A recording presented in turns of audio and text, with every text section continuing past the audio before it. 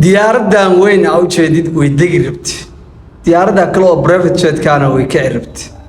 laakiin way ku dhici rabtay diyaaradda weyn degi rabtay diyaaradda gali rakab bacdina pilotka uu arkay in diyaaraddan ku dhici karaan isla markii uu dooniyay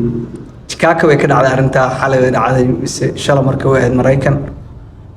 ka waran close call bay ahayd wax yar isku jirsadeen inay qab isku dhahan inkastoo ayaamahan diyaaradaha isku dhacay diyaaradaha dhacay ay aad u soo badanayaan laakiin